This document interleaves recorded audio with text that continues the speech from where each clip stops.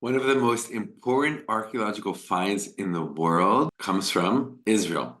Shalom, friends. This is Akiva Gersh with Israel in 5, where we give you everything Israel in 5 minutes. Please like and subscribe. And if you want to continue the conversation, please do so below in the comments with any questions or anything you want to share. So the Dead Sea Scrolls are one of the most important, if not the most important archaeological find in the world. It takes us back in time over 2,000 years to the time that the Jews were living in the land of Israel under Roman rule. It teaches us so much about those times, about the culture, about the conflicts, about the ideas, about the Jewish society at that time. But how are they found? It's a really interesting story. We have to go back to 1947, and in the area of the Dead Sea, there was a boy who was shepherding his family's flock. And one of the animals got away, and he got really scared that he's going to get in trouble. And he went looking for this animal that went astray. And he found himself right by a cave. And he didn't want to go into the cave because it's kind of scary. So picked up a rock, and he threw the rock into the cave. And he heard something shatter. And he went closer. And with the light that was coming into the cave, he saw that there was some kind of vessel, some kind of vase-looking thing. He didn't know what it was, so he ran. He told his father. He brought his father. His father came and looked at it and noticed these very old-looking things. He didn't know what it was either, but he had a friend who dealt with antiquities.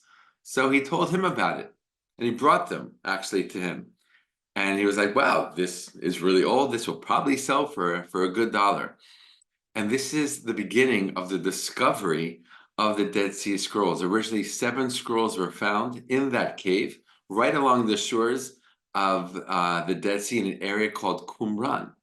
Now, let's just pause for a second to understand what was Qumran. Qumran was an ancient Jewish community over 2,000 years ago at the time of the Roman rule of the land. And these were Jews that left Jerusalem and other parts of the land because they felt like there were too many problems religiously, in terms of society. They wanted to live a very simple and pure religious life. It was a sect of Jews called the Essenes, or the Yachad, as we say in Hebrew, which means together, because they were very much focused on communal living, right? They ate together, they studied together, and they were very into spiritual cleanliness and holiness. Long periods of time not speaking, always going into the mikveh, the ritual bath, to spiritually purify themselves. Writing down on parchment, writing down texts. And they had a library there, right? So this was this little community on the shores of the Dead Sea of these like ascetic, Jews, almost all male.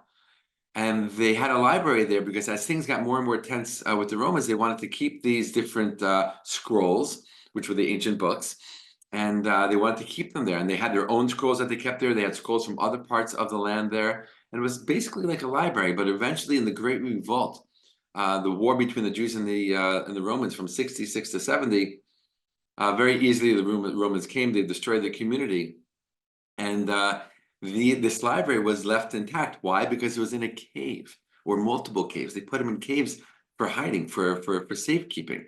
And good thing that they did, because 2,000 years later, we were able to discover them. And because of the climate there and where they were kept, many of them were actually kept in good condition. Many of them were preserved and stood the test of time. Now, some of them didn't. Some of them, as soon as they were opened up, basically literally crumbled in the hands of those who wanted to look at them. Now, it's a very, very delicate process. You can imagine parchment from 2,000 years ago, right? Needs to be handled very, very carefully. And at the beginning, unfortunately, it really wasn't. It wasn't done in a scientific kind of way. It wasn't done in a methodical kind of way. It wasn't done in a sterile environment the way that it needs to be.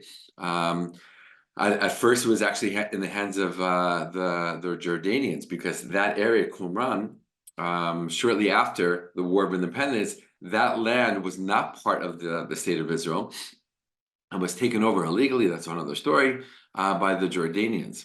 And they had control of it. And eventually they basically lent it out or rented these out to universities, to churches who were very interested in investigating it. In fact, at the beginning, very few Jews and Israelis, if any at all, were allowed to even look at them.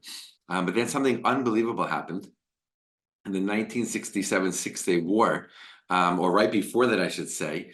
The Jordanians recalled all of their scrolls from all of these universities and institutions, and they brought them back to where they were being kept at a museum in East Jerusalem, what we call the Rockefeller Museum today.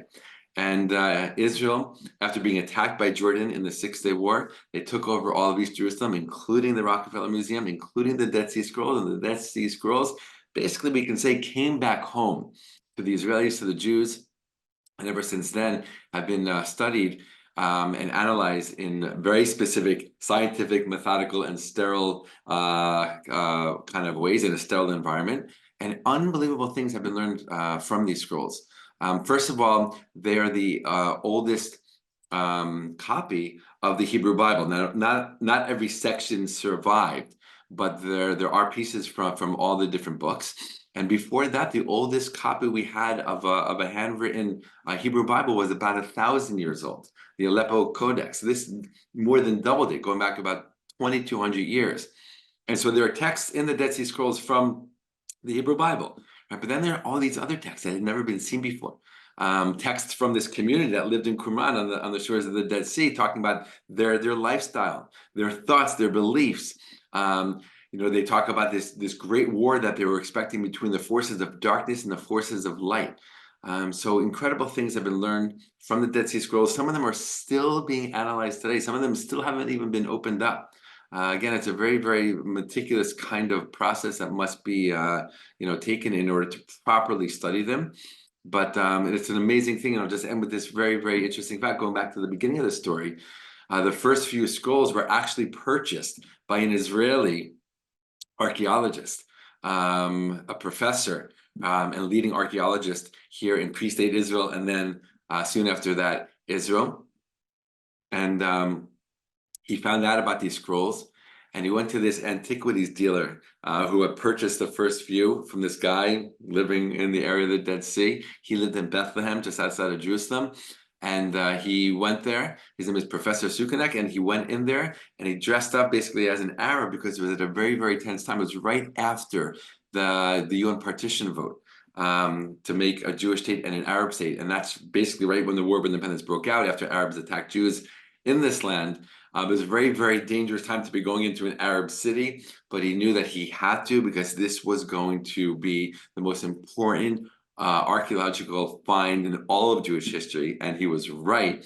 And it was an incredible thing because at a time when this War of Independence was beginning, because there are those in the world who believe that Jews don't deserve a country in this land, that Jews don't have a connection historically to this land, he purchases these ancient scrolls written in ancient Hebrew, right?